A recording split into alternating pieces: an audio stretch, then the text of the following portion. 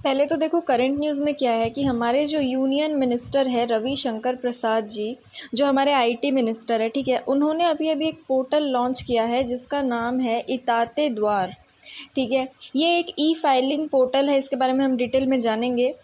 ये income tax appellate tribunal का एक पोर्टल है जिसको हिंदी में कहा जा रहा है इताते द्वार। ठीक है, मतलब इसको एक नाम दिया गया है। ठीक है, देखो इस पोर्टल के ऑब्जेक्टिव्स क्या हैं कि इसमें इलेक्ट्रॉनिकली मतलब डिजिटली अपील्स फाइल किए जा सकते हैं, एप्लीकेशंस फाइल किए जा सकते हैं, डॉक्यूमेंट सबमिट किए जा सकते हैं, पेपर बुक्स वगैरह दिए जा सकते हैं। ठीक है, इलेक्ट्रॉनिकली मतलब अभी आप देख रहे होंगे कि ज़्यादातर चीज़ें जो है वो डिजिटली हो रही है, पढ़ाई डिजिटली हो रही है। ठीक है ना, तो हमारी जो सेंट्रल गवर्नमेंट है उन्होंने अभी कोविड-19 पैंडमिक को देखते हुए चीज़ों को ऑफ़लाइन से ऑनलाइन करने का फ़ैसला किया है और काफ़ी समय से 2015 से डिजिटल चीज़ों को बढ़ावा देने का जो दौर है वो चलता आ रहा है। तो उसी लाइन में इन्होंने ये पोर्टल लॉन्च किया है ताकि इनकम टैक्स से रिलेटेड जो भी फाइल्स हैं, अपील्स हैं, एप्लीकेशंस हैं, डॉक्यूमेंट्स हैं, सारे के सारे इस पोर्टल के थ्रू आप इन चीज़ों को फाइल कर सकते हो। ठीक है, इससे क्या होगा कि लोगों की एक्सेसिबिलिटी, अकाउंटेबिलिटी, ट्रांसपेरेंसी ये सारी बढ़ती जाएगी। ठीक है, चीज़ों तक पहुंचना आसान हो जाएगा। आपको पता ही है डिजिटली चीज़ें कितनी आसान हो जाती है, एक क्लिक करने पर ही सारी चीज़ें ओपन हो जाती है। ठीक है, और उसी चीज़ को आप ऑफलाइन करने जाओ तो धक्के खाने पड़ते हैं इधर उधर।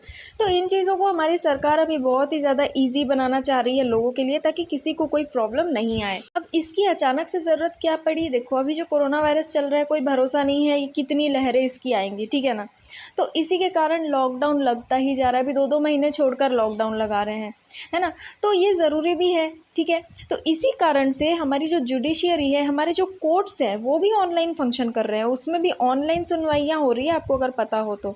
ठीक है, करोड़ों केसेस को ऑनलाइन सुना जा चुका है, ऑनलाइन उनकी जो प्रोसेस है वो हुई है, फंक्शन हुआ है। देखो 18 करोड़ से भी ज़्यादा जो केसेस है वो नेशनल जुडिशियल डेटा ग्रिड में शामिल हो चुके हैं। ठीक है, ये एक डेटा होता है जुडिशियल केसेस का, कोर्ट केसेस का, उसमें अभी अवेलेबल है। ठीक है, तो ITAT को भी ये सजेस्ट किया गया कि आप भी इसी तरीके से काम करो। ये पोर्टल उनके ही लिए लॉन्च किया गया है ताकि इनकम टैक्स अपीलिएट ट्रिब्यूनल जो है उसमें जो अपील करना है वो इलेक्ट्रॉनिकली हो जाए, डिजिटली हो जाए, जो एप्लीकेशंस फाइल करने वो सारी चीज़ें डिजिटली हो जाए। तो इससे ITAT का काम भी ईजी हो जाएगा और लोगों को भी कोरोना वायरस के टाइम पे ज़्यादा इधर उधर जाने की ज़रूरत नहीं है। आप ऑनलाइन ही अपना जो भी काम है वो इस पोर्टल के थ्रू कर सकते हो। ठीक है, तो ये था इताते द्वार के बारे में, ये अभी न्यूज़ में बना हुआ है।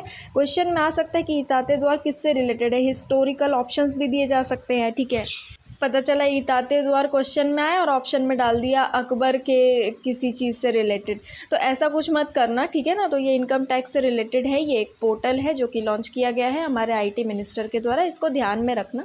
ठीक है, तो आज के लिए इतना ही। आई होप आप सबको समझ में आया होगा, हमने डिटेल में इस बारे में डिस्कस कर लिया है, छोटा सा ही टॉपिक था, ज़्यादा कुछ है नहीं इसमें बताने के लिए। ठीक है, फिर भी अगर आपको कोई डाउट या कन्फ्यूजन हो तो आप मुझे कमेंट में पूछ सकते हैं। Thank you.